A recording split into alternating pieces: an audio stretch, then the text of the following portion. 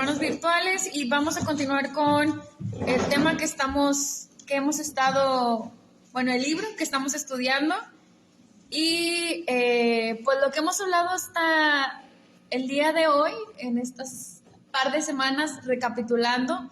Las primeras 2 semanas, recordamos, fueron principios para estudiar profecía desde una perspectiva judía, y las últimas semanas hemos estado estudiando el capítulo 1, que dijimos nada más tiene 2 capítulos de este libro, y se llama El remanente desarraigado, y comienza hablándonos acerca de,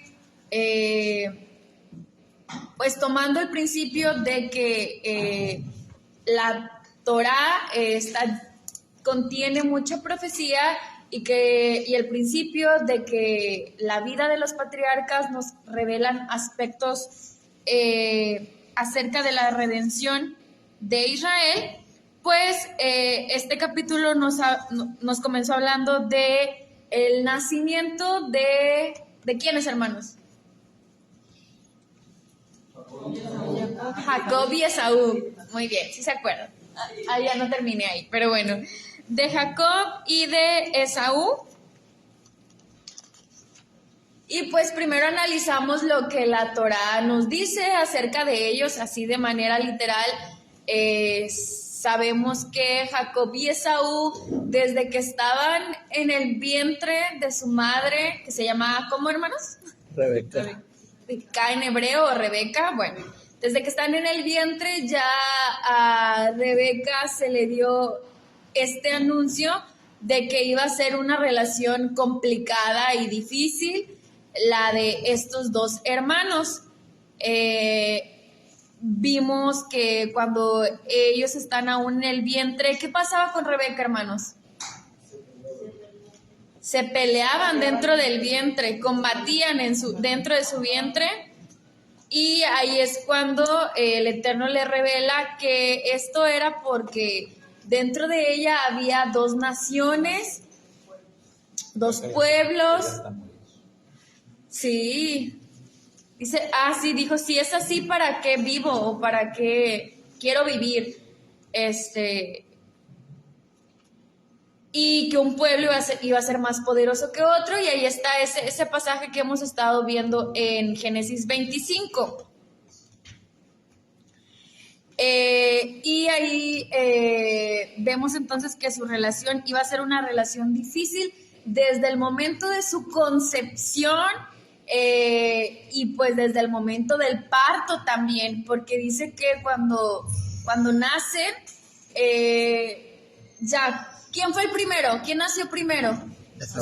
Esaú, ¿verdad? Esaú fue llamado el primero, y atrás venía Jacob. ¿Cómo venía, hermanos? Agarrado del talón. Agarrado del talón. Eso también nos habla como de ese conflicto que ya venía desde el vientre, y que ellos iban a estar en constante conflicto durante toda su vida. ¿Sí? Estaban peleando por nacer primero. Sí, como si estuvieran peleando, y pues, como que ya dijo, yo me voy aquí, agarrado del talón.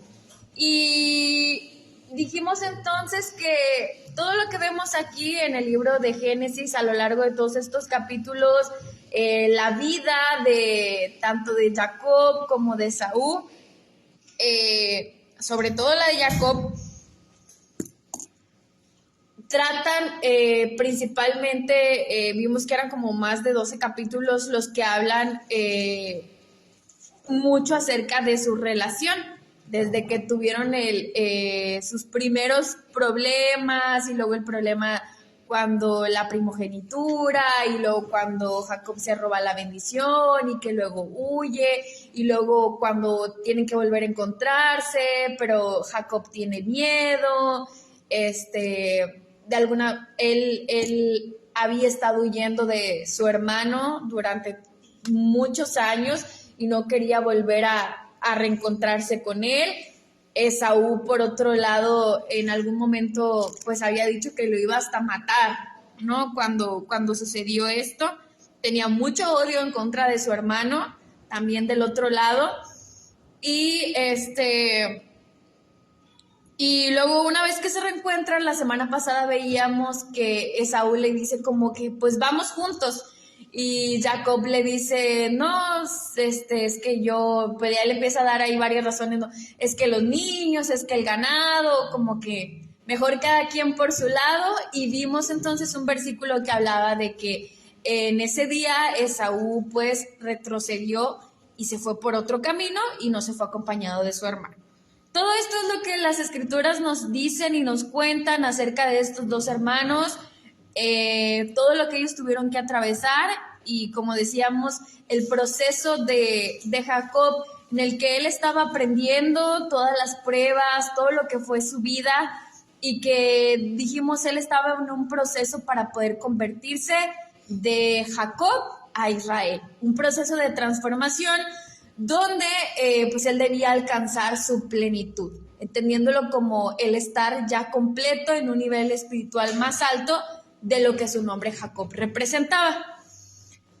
Y bueno, como ya vimos, esto desde una perspectiva profética nos habla también de un conflicto, pero no de dos hermanos, sino de dos fuerzas, como algunos lo llaman, de dos sistemas religiosos, podríamos decir también, que son el judaísmo por un lado, representados ¿por quién? ¿Quién representa el judaísmo? Jacob, y Esaú representa al sistema del cristianismo, ¿ok? Noten que estamos utilizando los nombres de Jacob y de Esaú. Y como ya habíamos visto, Esaú, o como se le llamó también Edom, recuerden que dijimos que también tuvo dos nombres o hay dos variaciones. La que se encuentra en la mayor parte de las escrituras, que es con la letra con la letra Yud que se le agrega y cuando no la tiene. Y en el caso de Jacob, pues ya dijimos Jacob e Israel. Y les digo, estamos utilizando los nombres de Jacob y de Esaú, entendiendo que ni el judaísmo ni el sistema del cristianismo están completos. Es decir, ninguno de los dos están, pues, vamos a decir, al 100% correctos. A los dos les falta algo, ahora sí. Y cuando hablamos de Jacob, recuerden que estamos hablando cuando él todavía, pues, no alcanzaba su plenitud, que es Israel. Entonces, estos sistemas religiosos representados por Jacob y Esaú también, al igual que lo que hemos aprendido de estos dos hermanos que estaban en conflicto, pues también han estado en conflicto por muchísimos años. Entonces, ¿desde cuándo? Pues precisamente desde el nacimiento del cristianismo. Entonces, habíamos dicho que la vida de estos hombres representa una parte una parte de la redención, o que simboliza la redención. Pero si nos preguntáramos específicamente de qué parte de la redención se trata, porque recuerden que anteriormente podríamos nosotros tener una perspectiva distinta de lo que es la redención. Muchos anteriormente creíamos que al hablar de redención hablábamos solamente de un acontecimiento en específico. Por ejemplo, ¿qué decíamos nosotros que cuándo o qué evento representaba ya la redención, la salvación, dentro de, pues, lo que sabemos que va a suceder? Al hablar de redención, ¿a qué evento específico nos referíamos anteriormente? No sé si me explico. Cuando viniera Yeshua. Sí, cuando Yeshua viniera, lo veíamos así como la redención va a ocurrir, o la redención es el regreso de Yeshua, como que ya la salvación es cuando Yeshua regrese, y lo veíamos como un acontecimiento nada más. Pero el rabino nos explica en su libro que la redención se trata más bien de un proceso. Y un proceso no es solamente un evento, sino cuando hablamos de un proceso, ¿qué hace que un proceso sea un proceso? Pues que está conformado por, ¿qué diríamos? Pasos o etapas o fases. Entonces, el rabino nos plantea que la redención es un proceso, no solamente un acontecimiento. Entonces, desde esta perspectiva, cuando el rabino nos dice que la vida de Jacob y Esaú simbolizan la redención, él nos quiere explicar que la redención es un proceso y que ese proceso iba a constar de distintas fases, que todas el Eterno las había planeado perfectamente como parte del proceso de redención. ¿Ok? Entonces, hasta aquí, él nos explica que la redención es un proceso. Entonces, decíamos, si desde esta perspectiva que el rabino nos presenta, Jacob y Esaú representan al sistema del judaísmo y al sistema del cristianismo, entonces el nacimiento de estos hermanos nos llevarían al nacimiento del cristianismo, porque ahí es donde comenzó, pues ahora sí que esta batalla, esta disputa. Ellos peleaban desde el vientre y desde que nacieron, desde la concepción misma, ya había ahí pues un conflicto. Entonces con el cristianismo pues pasó lo mismo. Desde que el cristianismo, desde que Yeshua viene y luego el cristianismo tiene lugar, ya hablábamos la semana pasada que el cristianismo primeramente pues sí estaba ahora sí que surgiendo como una ramificación o muy ligado al judaísmo, y en algún momento pues se desconectó totalmente hasta el cristianismo que tenemos hoy en día, que está totalmente desconectado. Pero entonces el rabino nos enseña que a partir de la venida de Yeshua, entonces se inauguró este proceso de redención, o una parte del proceso de redención, y que a este proceso lo iban a conformar varias partes. Entonces, ¿qué quiero decir o qué quiere el rabino explicarnos en este libro? Que a lo mejor nosotros al hablar de redención creemos que esto se refiere hasta que Yeshua regrese, pero el rabino nos dice que no, que desde que Yeshua vino la primera vez, y sobre todo desde que el cristianismo surgió como una fuerza que se oponía en cierta forma al judaísmo, todo esto era parte del plan del Eterno de redención. O sea, todo ha estado planeado dentro del plan del Eterno, y que el hecho de que haya conflicto entre el judaísmo y el cristianismo desde el nacimiento del cristianismo como religión, como movimiento, como sistema, ya estaba profetizado por el conflicto que tuvieron Jacob y Esaú desde que estaban en el vientre y desde que nacieron. O sea, ya estaba profetizado que iban a estar en una batalla constante, y que la relación de judaísmo y cristianismo no iba a ser algo sencillo. Iban a estar constantemente en conflicto, en disputa, así como Jacob y Esaú. Esto es lo que el rabino nos trata de explicar. Entonces,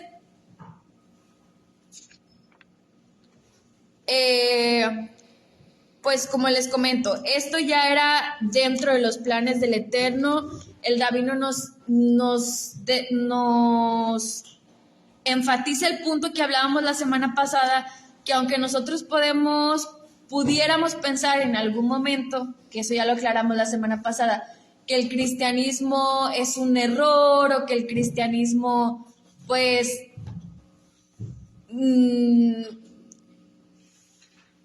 ha perjudicado o ha dañado o sobre todo sí que es un error. El rabino nos plantea esta perspectiva que realmente esto ya estaba profetizado y que así como hemos aprendido que era necesario que Esaú existiera en la vida de Jacob para que Jacob pudiera alcanzar su plenitud, así también el cristianismo ha sido necesario y estuvo dentro de los planes del Eterno para que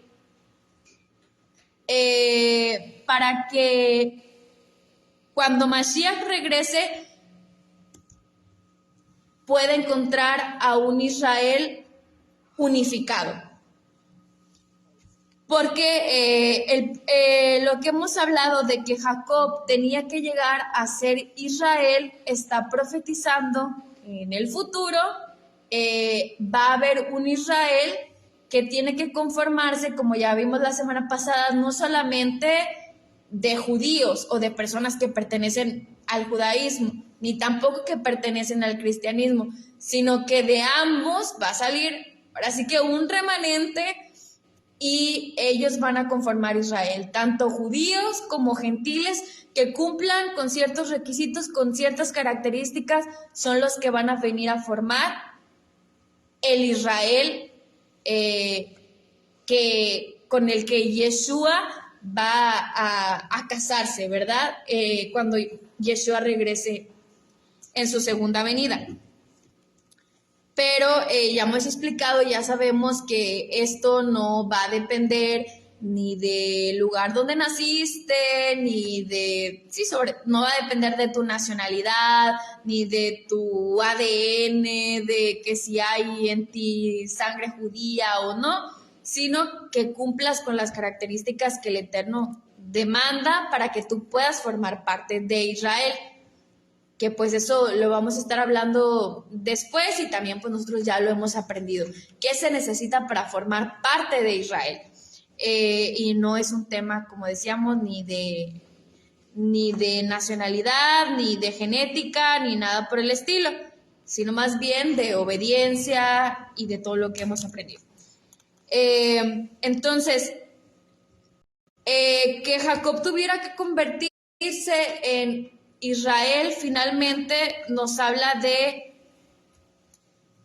ese Israel en el que tenemos que convertirnos o de los que vamos a formar parte de Israel, del Israel redimido, reunificado cuando Mashiach regrese. Pero ahora sí que Mashiach pues viene a ser nada más la parte final, la de unificarnos, pero nosotros desde ahora mismo ya tenemos que estar contribuyendo a esa tarea y a que este proceso pues vaya ocurriendo.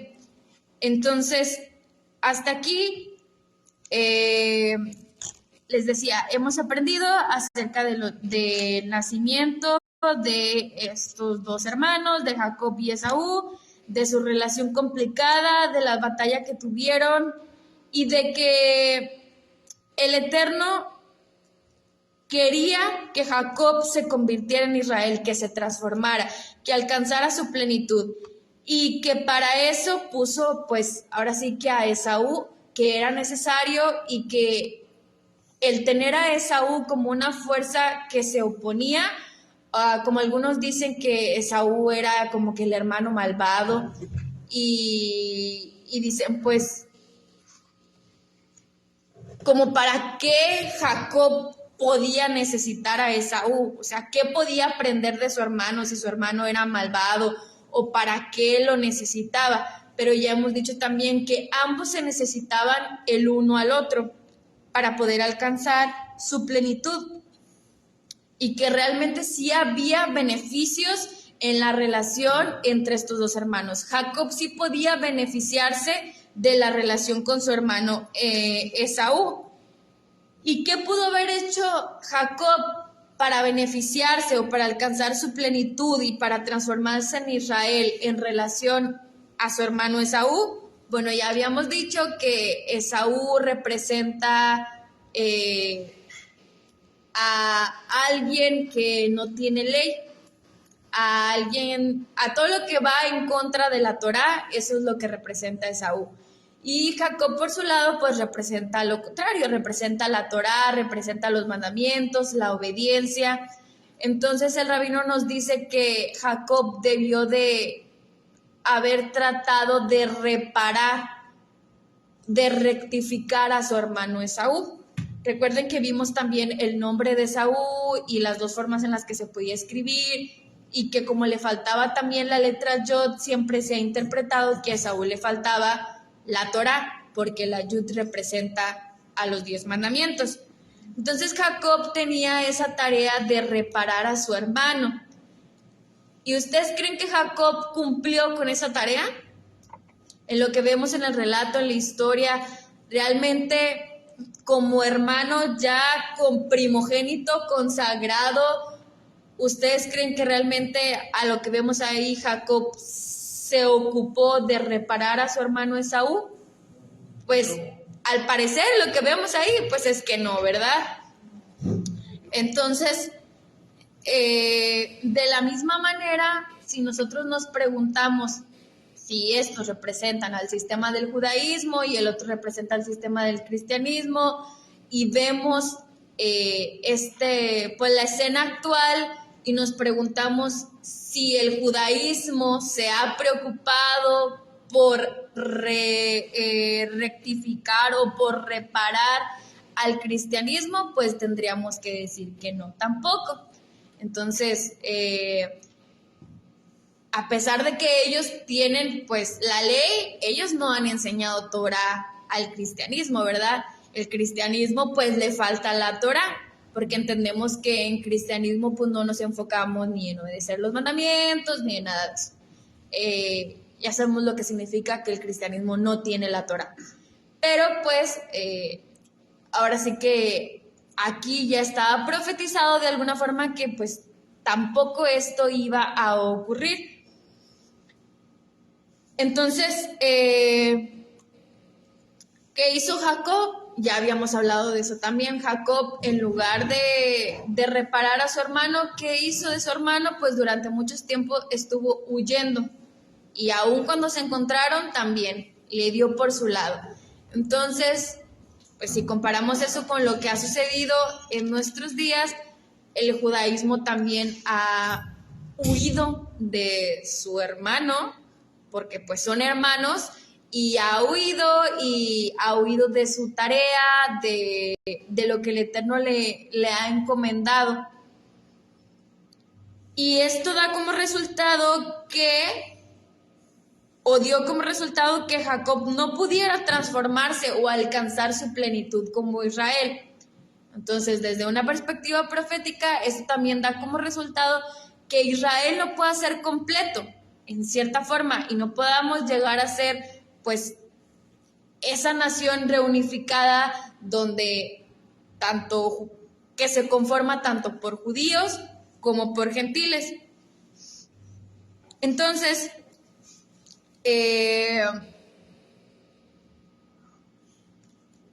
por otra parte, también en nuestra escena actual vemos que el cristianismo, por otro lado, como dice el Rab Shaul, que los gentiles han provocado a celos a los judíos. Entonces, aquí es donde vemos que también que así como Esaú era necesario para Jacob, así también el cristianismo ha sido necesario, y que el cristianismo exista de alguna forma sí provoca a celos a nuestros hermanos judíos. Pero la idea sería que provocara celos para que ellos se ocuparan de repararlo, no para que siguiera habiendo pues un distanciamiento o un odio o un rechazo o una desconexión. Entonces, en los siguientes capítulos, o el punto al que nos va a llevar el libro, es que ante esta situación que tenemos, donde Jacob no cumplió con su tarea con su hermano Esaú, y donde hoy en día el judaísmo no está cumpliendo con la tarea de reparar al sistema del cristianismo, ¿qué podemos hacer nosotros para contribuir a que las cosas sean distintas?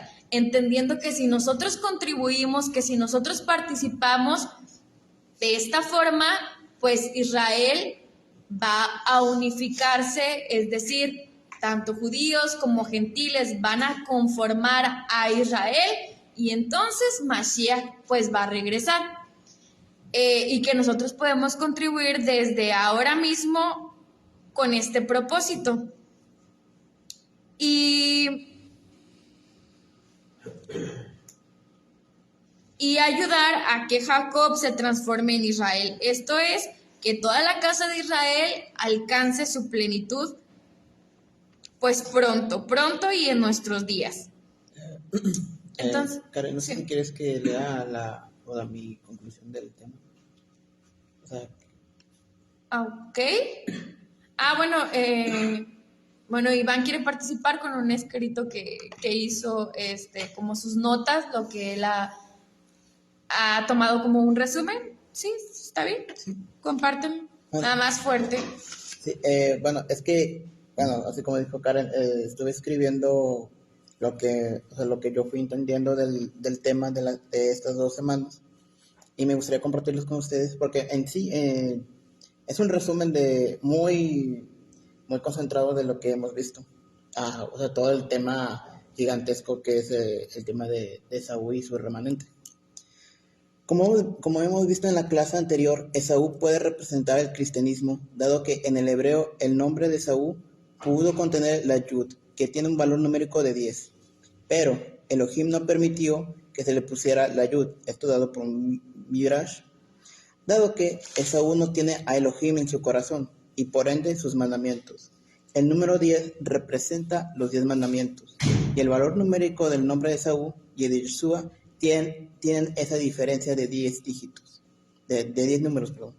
Por lo que, a interpretación del rabino, Esaú es una especie de Mashiach en el sentido de que, por la falta de los mandamientos, no fue merecedor de la promesa de Elohim y se ha transferido a Jacob. Es por eso que Esaú representa al cristianismo y a Jacob en el judaísmo. Ahora bien, el rabino habla en su libro que dentro de Esaú hay un remanente que debe ser redimido, esto siendo el cristianismo. Siendo Esaú el cristianismo, dándole ese trabajo a Jacob, porque él sí retuvo los mandamientos de Elohim. Jacob, al igual que su hermano Esaú, tiene 2 nombres, Jacob, que normalmente se traduce el engañador o el impostor, e Israel, que significa el que lucha con Dios y vence. En el caso de Jacob, Elohim lo llama Israel o Jacob según su estado o nivel de espiritualidad, como fue durante varios capítulos de Bereshit, Génesis, que lo llama Israel cuando le dicen que su hijo José no está muerto. Asimismo, Israel, ya siendo una nación, el Eterno les dice hijos de Israel o hijos de Jacob, según su nivel de espiritualidad cuando les habla. Una vez dicho esto, el rabino utiliza la parábola del hijo pródigo para ilustrar la separación que tiene el judaísmo, en este caso Jacob, con el cristianismo, Esaú. Al rechazar y desconocer el cristianismo como parte de ellos, como hermanos, esto ocasiona que el judaísmo sea Jacob y no Israel, puesto que es su deber de redimirlo y que se complemente con el tema del Mesías. Para finalizar, tanto Jacob y Esaú se necesitan para complementar su propósito en el cumplimiento de la palabra de Elohim. Se necesitan los mandamientos y de la persona de Yeshua HaMashiach, en el cual es una sola cosa y no separados. Ok, muchas gracias. Bueno, un aplauso para Iván que hace sus notas.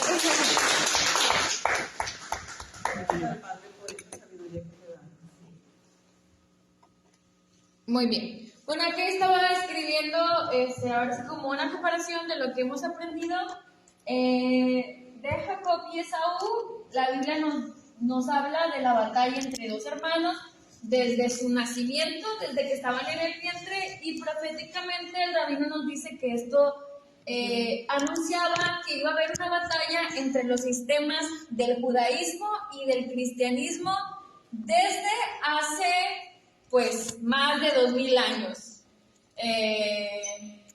Desde que el cristianismo nace como tal y pues comienza a desconectarse de su raíz, que era el judaísmo.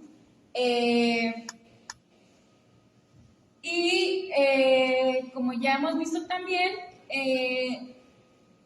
la Biblia nos relata que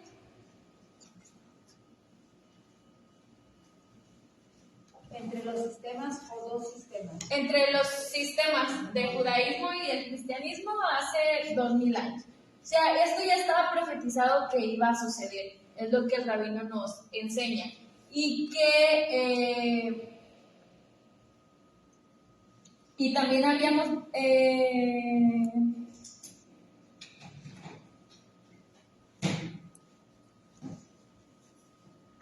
vemos también, o bueno, comentamos también, nada más para que quede claro, de que la parte que Jacob y Esaú representan dentro del proceso de redención, o más bien, que lo que Jacob y Esaú nos enseñan es que la redención es un proceso, ¿verdad? Que no lo veamos como un acontecimiento nada más, sino que es un proceso. Toda su vida, todo lo que fue su vida, fue un conflicto constante, ¿verdad? Conflictos y batallas y disputas constantes, pero esto fue a lo largo de toda su vida. Bueno, de la misma forma, la redención que ellos están profetizando se trata de un proceso. Y en el judaísmo está la enseñanza de que el mundo, como lo conocemos, o la humanidad como tal, iba a tener una duración de ¿cuántos años? ¿Alguien sabe? 6000 años. ¿Divididos en cuántas etapas? ¿Alguien sabe?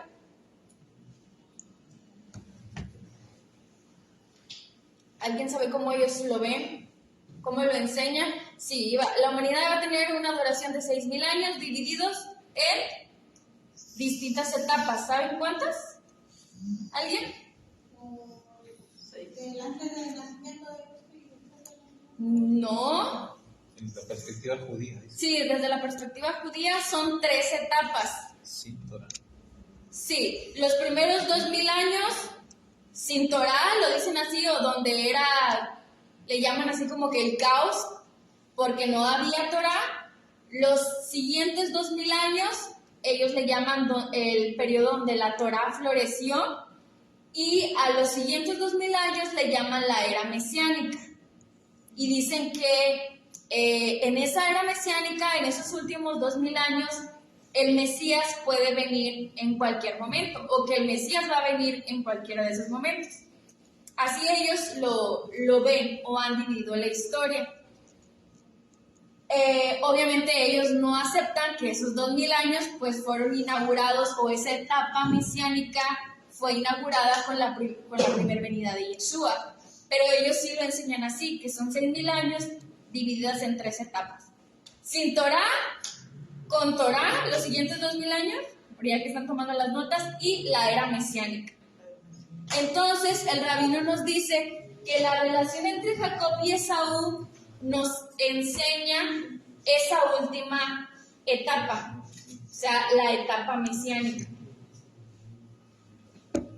Y que entonces nosotros a veces podemos creer como, bueno, pues Yeshua vino y luego ya ha pasado tanto tiempo, y durante todo ese tiempo pues Mashiach no ha regresado, y se nos puede hacer como que ya pasaron muchísimos años, ¿no? 2000 años no es poco, pero el rabino nos enseña que otra vez esto ya estaba profetizado, que esto ya que así tenía que ser, que estaba dentro de los planes del Eterno, que esa última etapa de la redención fuera un proceso así, largo, de muchos años y que en esos años iban a estar caracterizados, entre otras cosas, por la relación conflictiva, por las disputas entre el judaísmo y el cristianismo.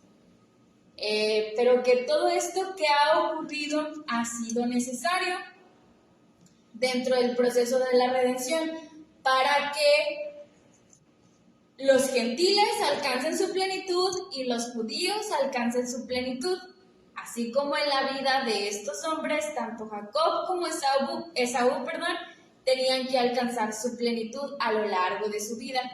Entonces, todo el rabino dice que todo esto nos estaba enseñando, nos está profetizando este proceso de 2000 años en el que los hermanos cristianismo y judaísmo iban a estar en constante conflicto y que todo esto ha sido parte de los planes del Eterno para que ambos puedan alcanzar su plenitud y puedan venir a formar parte de Israel cuando Yeshua regrese en su segunda venida, que regrese a instalar el reino, pues van y que puedan formar parte de Israel personas de toda tribu, lengua y nación. ¿Cuáles fueron las 3 etapas que mencionaste? 2000 años sin Torah, le llaman como la etapa del caos o del desorden. 2000 años donde la Torah floreció y los 2000 años le llaman la era mesiánica, donde ellos dicen que el Mesías puede llegar en cualquier momento de esos 2000 años. Pero lo ven como toda una era, le llaman la era mesiánica. Y nosotros a veces, nosotros ya hemos aprendido un poco más, porque el libro también se dirige a cristianos pues tradicionales, que ven, como les decía, la redención o la salvación como un acontecimiento futuro que apenas está por ocurrir y que va a ocurrir hasta que Yeshua regrese. Y el rabino trata de cambiarnos un poco la perspectiva y hacernos ver que la salvación o que la redención no es un acontecimiento futuro, que es el regreso de Mashiach solamente. Obviamente eso forma parte de, pero nos hace que tengamos un panorama más amplio y que entendamos que la redención es todo un proceso y que todo lo que ha sucedido desde que Yeshua vino la primera vez y que el cristianismo apareciera desde un principio como una fuerza que se opone al judaísmo y que ha estado en conflicto desde entonces, y todas las religiones, todas las denominaciones que se han hecho y todo lo que se ha enseñado y todos los lugares a donde se ha llevado el evangelio tradicional y todo lo que la historia nos dice que ha ocurrido, ha sido parte de la redención, de ese proceso que el Eterno tenía para la humanidad. O sea, quiere cambiar, mostrarnos o hacernos ver las cosas un poquito distinto a la perspectiva que nosotros tenemos, para que no creamos o no caigamos en eso que les he venido comentando, que pues el cristianismo es un error, es algo que nunca debió de haber sucedido. No, pues todo está dentro de los planes del Eterno y todo lo que Él lo ha permitido pues ha sido por algo. O sea, Él tiene el control de todo, ¿verdad? Y todo lo que ocurre, pues ocurre porque Él así lo permite. Entonces, primeramente es eso, que podamos ver dentro de la vida de Jacob y Esaú y de lo que ellos simbolizan, poder tener una perspectiva un poquito más amplia de lo que es de la redención y de todas las fases o los pasos de los que conforman la redención.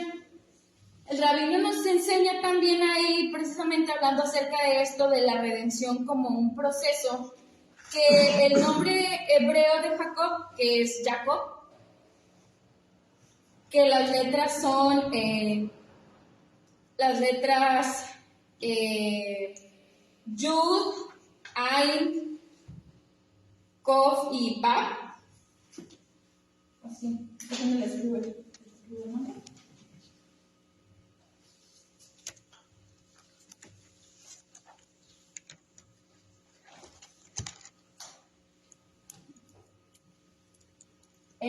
Aquí dice Jacob. Y este nombre de Jacob dice que la raíz de este nombre es esta palabra.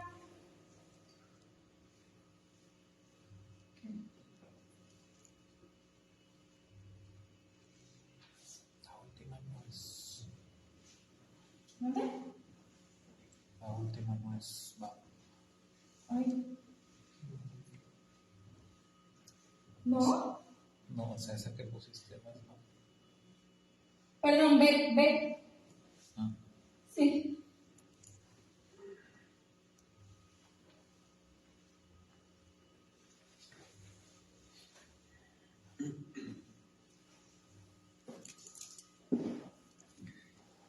Ahí está. Bueno, aquí dice Jacob. Es una yud, perdón, una ay, una kof y una b, ¿verdad? ¿No me equivoco? Y a esta dice que su raíz es la palabra akebot. O sea, si se fijan, aquí, ellos le llaman raíz cuando como que comienza con las mismas letras. Esta es la letra A, esta es la letra Kof, la B, y luego se agrega Ot, y dice que es la misma raíz. La palabra akebot significa pasos, pasos en hebreo. Y pues ustedes saben que ellos hacen como mucha relación entre las palabras cuando viene de una misma raíz, y ellos dicen que, como hemos ya mencionado varias veces, como Jacob tenía que seguir todo un proceso de transformación para convertirse en Israel. ¿Y qué hemos dicho que simboliza eso? Bueno, el proceso de redención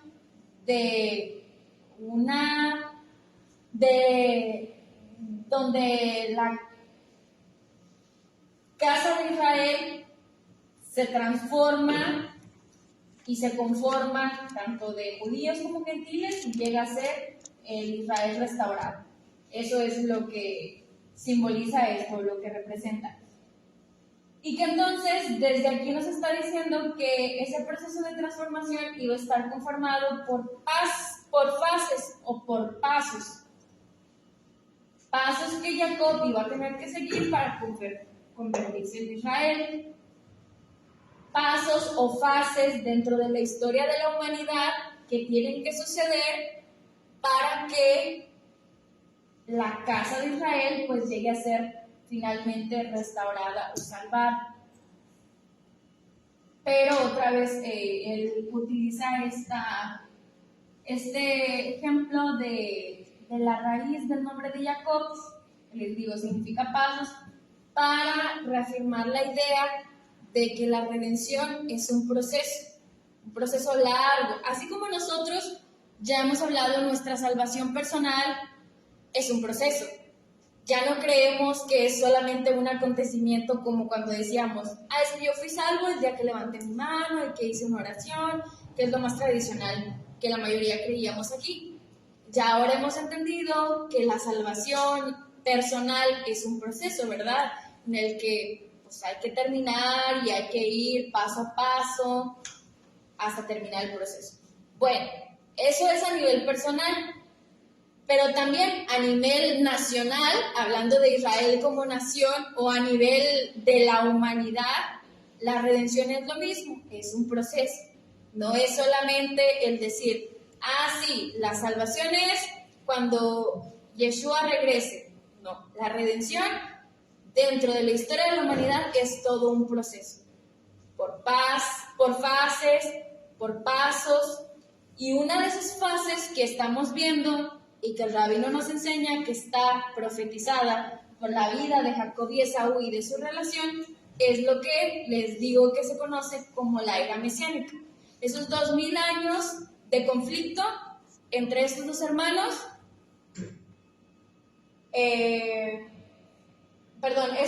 esos 2000 años de conflicto entre el judaísmo y el cristianismo simbolizados por la relación entre Jacob y Esaú.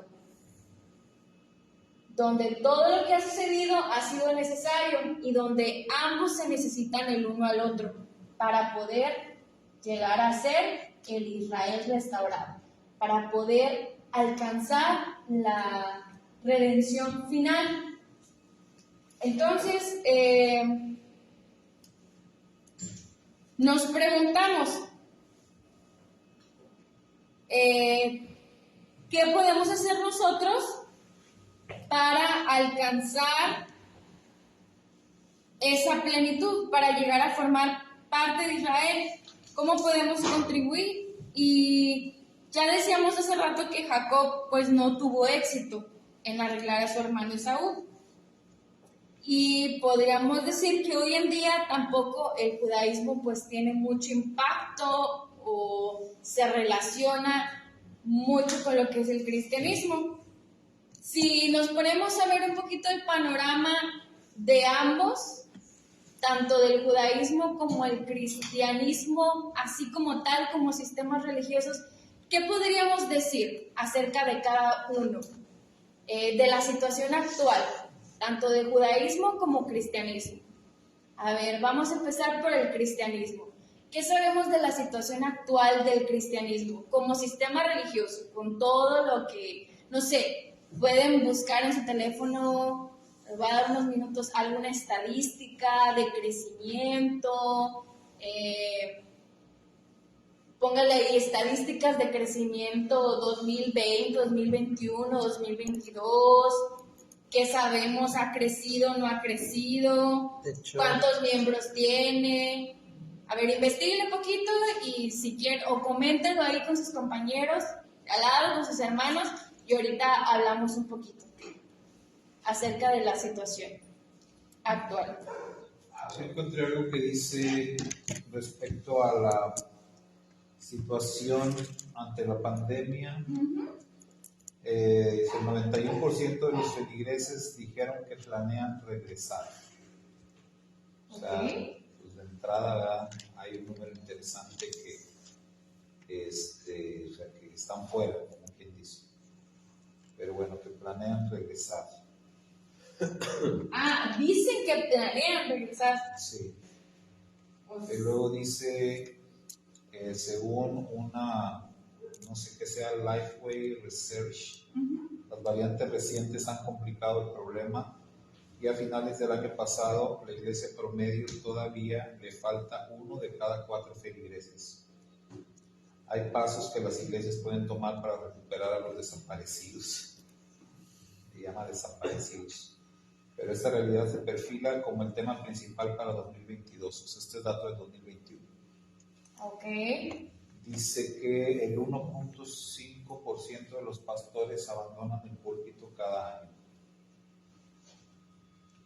Que el 63% de los estadounidenses se identifican como cristianos. El 41% de los estadounidenses dice que el Hijo de Dios existía antes de que naciera Jesús. Eso está medio curioso.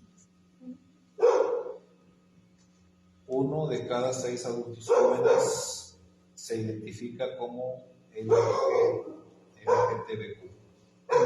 Wow, creció más esa estadística. Sí. 1 de cada 2 pastores dice que la economía no está teniendo ningún impacto en su iglesia.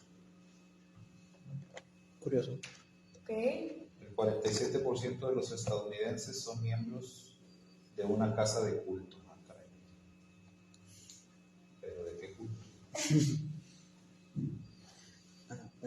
¿Sí? Es que Belita quería escribir las últimas letras del hebreo, pero no alcanzaba a escribirlas. Bueno, ahorita se las pasamos por WhatsApp. Ok, ¿alguien encontró alguna otra estadística?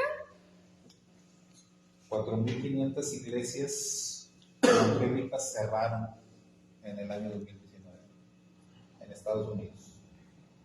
4.500. Cerraron definitivamente. Okay. De hecho, cerraron, pero muchas fueron obligadas, porque yo recuerdo mucho en esas fechas que muchas iglesias al cerrar tuvieron que emigrar a casas como si fueran el ministerio de cédulas, pero tenían como que iglesias así como que fachada de casa, pero estaban perfectamente para hacer el culto ahí. El caso es que la policía, para esos años, justamente con el pico de la pandemia, comenzaban a merodear, a acechar y cerrar las iglesias. Entonces también se puede tomar con ese tema de las pinzas. Porque es curioso porque sí he escuchado y sí hay estadísticas que ha aumentado entre los jóvenes como un acercamiento al cristianismo. Pero a diferencia, o principalmente que es Estados Unidos, un país muy importante, creo que incluso hasta ahora, es preocupante que haya tanta gente, pues, no creyente. El 63%, aunque sea un poquito más de la mitad, pero me preocupa mucho que es un porcentaje ligeramente más bajo. ¿Ok? ¿Alguien más quiere compartirnos algo? Yo encontré que el cristianismo va a tener un retroceso en los próximos años, para el 2050, pero va a haber un aumento en la cuestión de los musulmanes, del Islam, todo eso.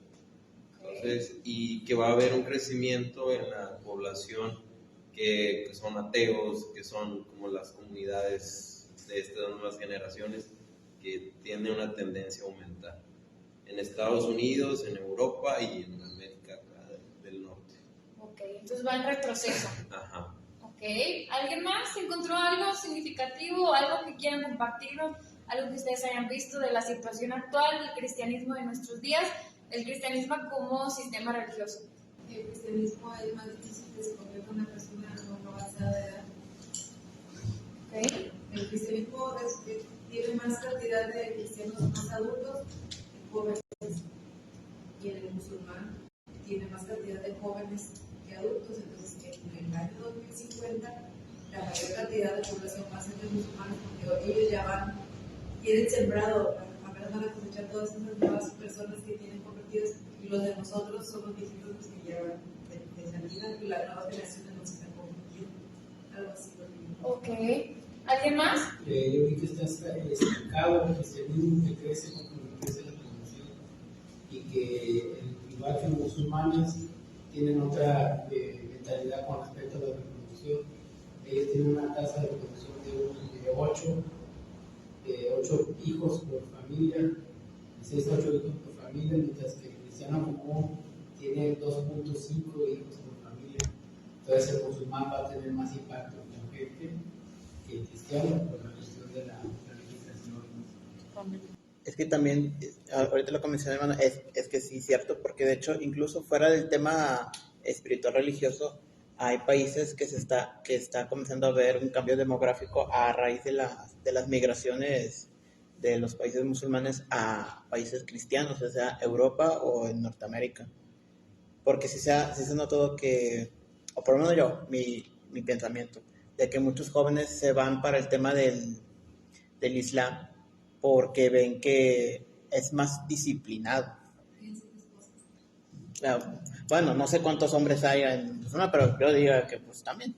Pero depende, porque pues tienes que pagarle a todas tus esposas, de que como pues, también ahorita la economía no está tan buena para pagar a sus esposos. Digo yo. Tampoco, ¿no? Bueno, ¿alguien más? Esa es la tendencia que tienen ahorita estas generaciones, de que la mayoría de los jóvenes, ahora sí como de este lado del mundo, no quieren tener hijos. Entonces sí habla mucho de la relación de la fertilidad y de lo que dices tú, de tener hijos y todo eso. Entonces por eso dicen que el cristianismo va en descenso y El Islam va a aumentar. Entonces la solución es tener más hijos. Sí. Bueno, tener más hijos y que aparte de tenerlos, educarlos y que se mantengan firmes. Porque otra estadística, desde hace años ya se apuntaba a eso, que en el cristianismo desde hace mucho tiempo está mostrando, digamos, su falta de efectividad para mantener a los que ya tienes. O sea, se nos están yendo los que tenemos, dicen, y eso pues ya es una tragedia, porque es lo que aseguraba, ¿no? El el seguimiento, pero los hijos de las familias cristianas se alejan. Se llega a cierta edad y se van de la iglesia. Por eso lo que decía la hermana, tiene razón. Vas a muchas iglesias cristianas y lo que ves son puras personas ya de edad. A mí me tocó ver en Ciudad Victoria a una iglesia que era la primera iglesia bautista en Ciudad Victoria. Una vez que la visité, 5 miembros quedaban y todos ya de mayores de 70 años. Entonces, pues esa iglesia se acabó. Se acabó, ya dejó de ser porque ya no tenía miembros, ¿verdad? Entonces, esos ancianos que estaban ahí, obviamente tenían familias, tenían hijos, todo, pero se retiraron, ¿verdad? Entonces, eso ha pasado en muchas. Y ahí, pues, la iglesia ya mostró falta de capacidad para retener lo que tiene. Y por ahí hay un mensaje de Mashiach a una de las congregaciones de las 7 congregaciones de Asia, no recuerdo a cuál, le dice: retén lo que tienes.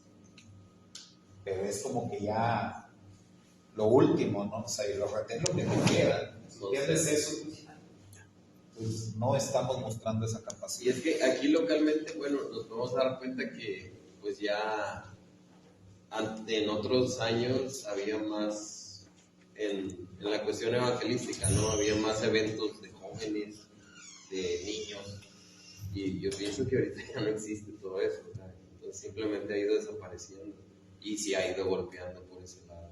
Y ahí se ve la ausencia de jóvenes, de niños en las iglesias. Es que también hay que ser, bueno, vamos a analizar también el tema. Invariablemente sean cristianos, protestantes, evangélicos o católicos, observen, o por lo menos en nuestro caso en México, observen a las personas, o sea, cómo pretenden vivir una vida, o sea, con los mandamientos de catecismo o lo que se profesa en cada una de ellas. Si en la familia se ve una contradicción, si no tomas, o sea, no tomarás, por decirlo, pero en la casa de tu papá o tu mamá tienen botellas de licor, o incluso es un común denominador que en muchas casas en México haya problemas de alcoholismo o también problemas de ira, o sea, a veces los golpes o violencia intrafamiliar, y así lo vamos a agregar. También le pasa a Estados Unidos. De hecho, hay un montón de películas sobre eso de que muestran ese aspecto, ya sea para ridiculizarlo o burlarse de ello o tomarlo como tema principal. Es decir, que también los jóvenes, 30, 35 años para abajo, o sea, que ven a sus padres que son cristianos, van a la iglesia y hacen pues lo que pasa en la iglesia, pero afuera, o sea, se olvidan que son cristianos.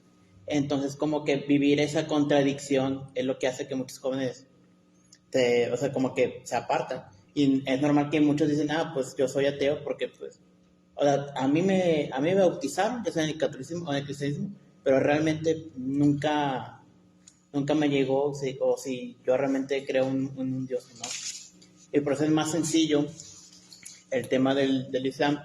Aparte de los hijos y tal, una observación que yo veo es que muchos musulmanes, al igual que el judaísmo, es que tienen cierta disciplina, como que ya sea en los rezos, ya sea en ciertos temas puntuales, son como que más prácticos, en vez del cristianismo que, aunque es bonito el tema y todo lo que tú me digas, la salvación y todo, pero hasta parece como que no hace falta nada más, pero es como que, ¿qué hago? O sea, uno se queda estancado.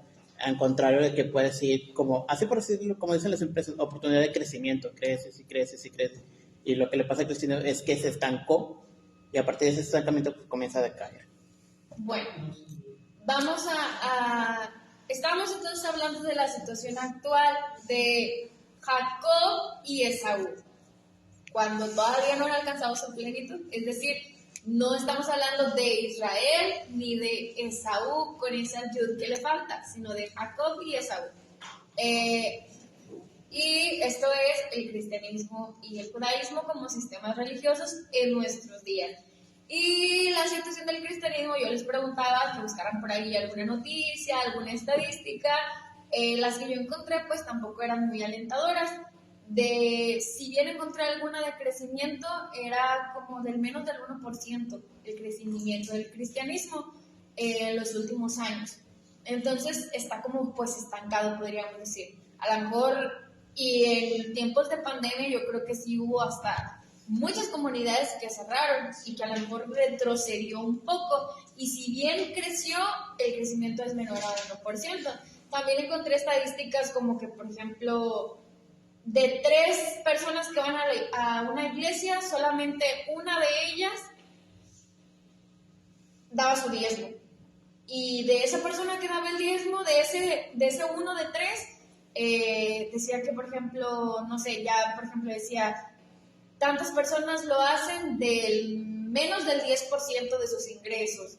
O sea, de las personas que diezmaban, todavía, y que eran muy poquitas, por ejemplo, dentro de la comunidad, todavía la cantidad que hacían pues era muy poco respecto a sus ingresos, lo que nos habla que pues el nivel de compromiso en esos aspectos que son importantes de cuando tú te sientes parte de una congregación, pues no había mucho nivel de compromiso. También estadísticas de las personas que se involucran, por ejemplo, en un ministerio, o de las que simplemente existen. Entonces eran estadísticas no tan favorecedoras. Y como les decía, a lo mejor eso es a nivel, ahora sí que a nivel pues un poquito más grande, involucrando todas las denominaciones y religiones, pero nosotros a lo mejor que pertenecimos a cierta denominación o a cierta religión, sabemos, como decía Andrés, pues nosotros que éramos bautistas, por ejemplo, algunos, vamos a alguna de las iglesias bautistas de aquí o vemos a veces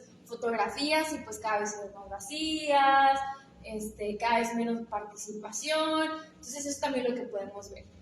Entonces, ¿qué concluimos con esto? Que el cristianismo está ahora sí que como que estancado, muy estancado, que si las personas permanecemos en el cristianismo tradicional, pues seguramente también las que pertenecíamos o las que aún pertenecen pueden llegar a sufrir ese mismo estancamiento espiritual, donde no hay mucho crecimiento y pues porque hay muchas cosas detrás. Si el crecimiento es nulo o muy mínimo. Y del judaísmo, ¿qué sabemos? Como sistema religioso, crece, no crece, permanece constante. Yo creo que una de las razones de, bueno, también lo que le favorece, aparte de lo que ya dijimos aquí, es que puedes derivar muchas enseñanzas, no estás limitado a encerrarte en una sola cosa. Cosa que, bueno, sí, hay judíos y hay grupos de judíos que se van encerrando en sus enseñanzas, pero no es como que la Torah, o, bueno, no quiero decir el Corán porque la verdad es que no, pero no estás encasillado a aprender una sola cosa, sino puedes aprender de una sola cosa en varias enseñanzas. De hecho, de estos años que hemos estado en Raíces Hebreas, aún tenemos muchas cosas que aprender. Sí. Ok, pero del judaísmo como religión, que sabemos algo, Sí ha crecido, se ha crecido. ha ganado terreno en los últimos años y de una manera pues indirecta por el movimiento o el interés en las raíces hebreas. Okay. Muchos, digamos que estábamos en cristianismo, que cambiamos a raíces, muchos de movimiento de raíces han brincado al judaísmo. Y de hecho, como se ha comentado ya, el judaísmo ha visto como un área de oportunidad el mesianismo, y de ahí han jalado mucha gente para allá. Bueno, el rabino también toca este punto en relación a esto. Dice que desafortunadamente cuando, como veníamos diciendo, que Jacob tenía la tarea de reparar a su hermano Esaú y de enseñarle Torah, por así decirlo, por lo que ambos representaban. Entonces, judaísmo tiene el deber de hacerlo con cristianismo, podríamos decirlo así, y del otro lado del cristianismo, pues hay interés, pero cuando alguien que pertenece al cristianismo quiere ir a investigar al judaísmo, termina, dice el rabino, que la mayoría termina convirtiéndose en judíos y negando, él le llama la chispa mesiánica que les había sido revelada, o sea, terminan negando a Mashiach, a Yeshua. Y también habla, porque también lo hay, de judíos que han intentado venir al cristianismo y terminan yéndose más por el lado del cristianismo, o sea, caen más como en el evangelismo tradicional que en lo que ellos podrían haberle aportado a esa congregación. Entonces pasa de ambos lados, no crean que nada más pasa de cristianos que se convierten al judaísmo, también hay judíos que no, que se convierten más como en cristianos tradicionales. Entonces hay de los dos, hay números significativos de los dos. Entonces, ¿qué podemos hacer nosotros para que esto no suceda? Si ya vimos que hay, el rabino dice que Esaú debe seguir, es decir, los gentiles o el cristianismo debe seguir despertando o provocando a celos a los judíos. Y los judíos, por su parte, deben reparar a su hermano Esaú, pero ninguno de los dos está cumpliendo su tarea. El rabino dice que los que conocemos a Yeshua como Mesías debemos confrontar o animar a nuestros hermanos judíos a que encuentren a Yeshua y que Yeshua ya vino y que encuentren toda esta riqueza que ellos muchas veces ven una profecía y dicen, esta profecía no se ha cumplido, o esta profecía aplica a Israel, pero no ven que muchas profecías, pues Yeshua ya las cumplió en su primera venida. Entonces que nosotros, los que conocemos a Yeshua debemos desafiarlos a que ellos encuentren a Mashiach, y los judíos, por otro lado, deben enseñar Torah a los que aún no la conocen. Este es el panorama que está y lo que se tiene que hacer, pero pues lo que vemos es que cuando ha habido algún intento de hacerlo, algunos pues se van al otro extremo, o se permanecen totalmente en el cristianismo. Dice el rabino que Edom los absorbe, los adopta y se pierden en ese camino a Seir al intentar hacerlo, o por el contrario, los cristianos terminan negando a Yeshua, terminan convirtiéndose en judíos y estudiando acerca de arqueología y del idioma hebreo y de cosas que pues no son tan provechosas, no les enseñan profecía ni nada de eso, lo que comentábamos. Entonces, pues, eso es lo que tenemos hoy en día, ese es el panorama que tenemos. Las circunstancias que tenemos hoy día y qué podemos hacer nosotros para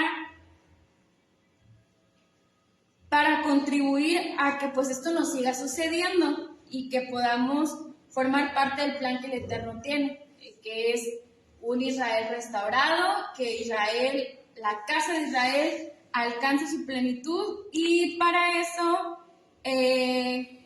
vamos a ver el ejemplo precisamente de Rebeca, de Eliezer y de Isaac en las siguientes clases, y vamos a aprender aspectos importantes acerca de ellos y ciertas características que ellos tuvieron, porque el rabino nos dice que ellos tuvieron un impacto importante en Jacob y en la vida de Jacob, que ellos formaron parte de ciertos momentos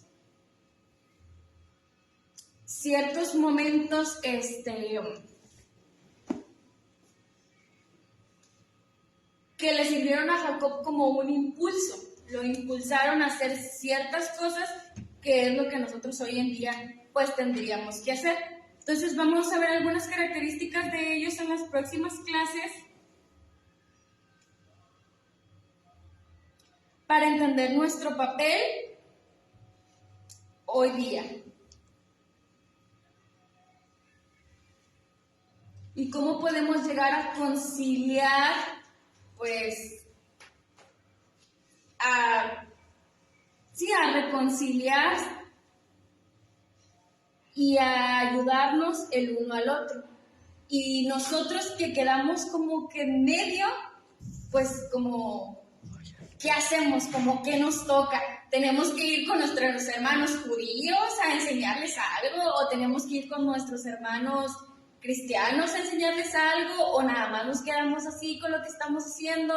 ¿O qué podemos hacer? ¿Cuáles deben ser nuestras características o nuestras tareas o lo que debemos estarnos ocupando? ¿O qué papel tenemos nosotros dentro de esta historia? Está el judaísmo y está el cristianismo y estamos nosotros en medio, o de qué formamos parte, o dónde entramos dentro del proceso que el Eterno tiene o el plan que el Eterno tiene.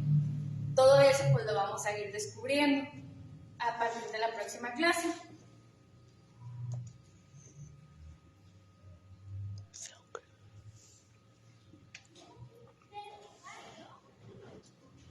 Karen, ¿Sí? los dos permisos, por favor. Bueno, ahí nada más es lo mismo que seguramente ustedes ya estuvieron escribiendo. Son como unas notas para reforzar la idea y como que los contrastes entre una cosa y la otra, lo que vemos de la historia y cómo lo entendemos desde una perspectiva profética. Es todo lo que hemos venido comentando, así como un breve resumen como el que nos compartió Iván.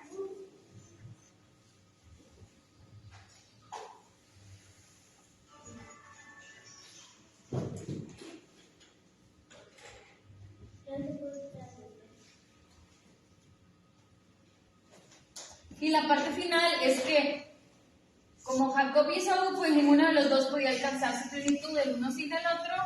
Pues ahí en el cristianismo tampoco pueden alcanzar su plenitud, el uno sin el otro. Pues esto aplica para ambos.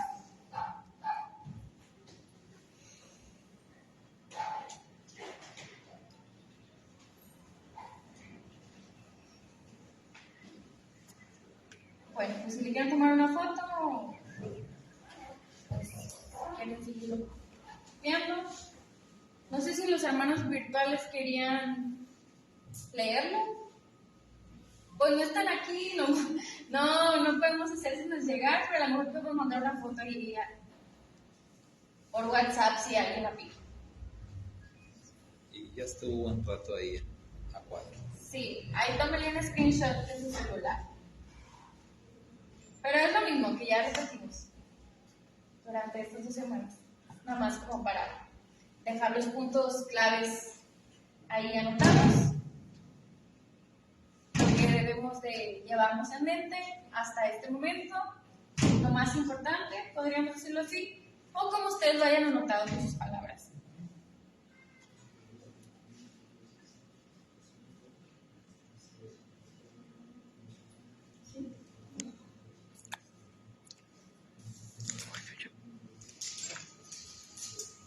Bueno, pues ya ahí pueden tomar una foto de su celular.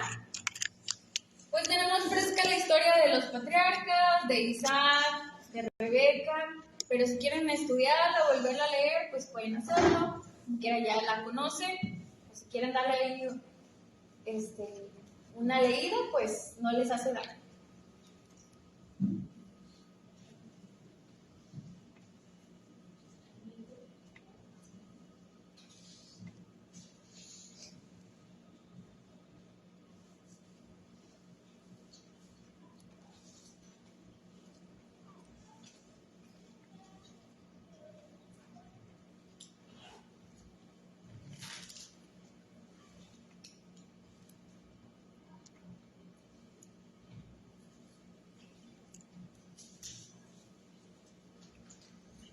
Ya está. Okay. Les quería hacer un comentario de algo que enseñan pues dentro del judaísmo, dentro del Midrash. Es un comentario nada más de cómo Jacob se relaciona, o la vida de Jacob se relaciona con aspectos proféticos. Y estos pues a lo mejor ustedes lo pueden comprobar. Cuando vamos a la Torah en hebreo, está escrito que hay 5 veces en la Torah, 5 veces que el nombre de Jacob aparece con una letra Bab. Solamente 5 veces que aparece con una letra Bab. Y todas las demás veces que aparece el nombre de Jacob, aparece sin esa letra. La Bab está entre la Kof y la Bet. Al final, ya ven ustedes que, bueno, los que saben un poquito de hebreo, que pues a veces la Bab nos sirve como una O, por decirlo así. O a veces nada más se le agrega un punto vocálico a la letra y pues ya tiene el sonido de O, no se necesita agregar. Igual ahorita se los puedo escribir aquí. Y que en 5 ocasiones en toda la Torá aparece el nombre de Jacob con esa letra Bab y todas las demás veces no lo tiene. Y que el nombre de Elías, del profeta Elías, 5 veces aparece sin la letra Bab. Ya ven que Elías es Eliyahu. Bueno, 5 veces aparece sin la letra Bab y todas las demás veces sí la tiene. O sea, el nombre de Jacob en sí se escribe sin letra Bab, siempre, pero en 5 veces se le agrega la letra Bab en la Torah. Y el nombre de Eliyahu siempre lleva la letra Bab, pero en 5 veces no la trae, no la tiene. Entonces ellos tienen un midrash que dice que Jacob, y recuerden que los midrash son como que fábulas, por decirlo así, que nos ayudan a entender mejor una idea y que parten a raíz de alguna cosa inexplicable a veces en la Torah, porque dicen, pues, ¿por qué? ¿Por qué 5 ocasiones el nombre de Jacob aparece con esa Bab adicional y 5 veces el nombre de Elías no lo tiene? Y dice que ambos hicieron un pacto, por decirlo así, que Elías iba a regresar en un día cuando Jacob, es decir, ya se hubiera convertido en Israel. Esto es cuando la casa de Israel pues ya hubiera alcanzado su plenitud en los tiempos finales. Recuerden que hay profecías y canciones dentro del judaísmo, de hecho la que cantamos en el Abdalá, que dice que Elías va a regresar cuando Mashiach regrese, ¿verdad? Entonces dice que ellos hicieron un pacto y que Jacob tomó como garantía esas 5 Babs del nombre de Elías y que las tomó como garantía para cerrar ese pacto de que Elías iba a volver. Y que por eso la vida de Jacob, bueno, esta es otra cosa que utilizan esta enseñanza para decir que se relaciona con aspectos proféticos y que toda su vida nos revela aspectos de la redención de Israel y que ellos hicieron un pacto y tomaron solamente 5 letras Bab porque estos representan los dedos de la mano como si hubieran sellado el pacto con esas 5 Bab representando un apretón de manos, algo así.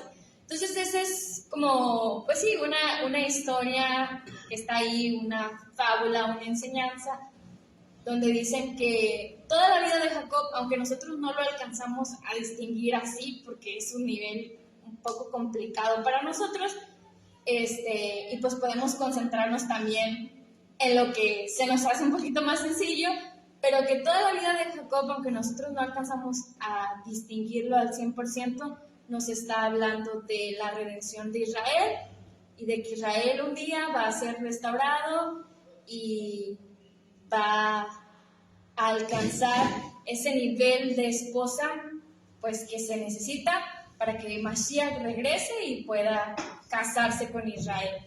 Pero sí que en la vida de Jacob hay muchos aspectos importantes respecto a esto, muchos aspectos proféticos que pues no alcanzamos a comprender al 100%, pero algunos los vamos a ir analizando en la vida de Jacob y en todo lo que tiene que ver con él, como Esaú, y como les digo, sus padres, que vamos a ir estudiando ciertas características que ellos tenían. Bueno, eso era solamente un comentario.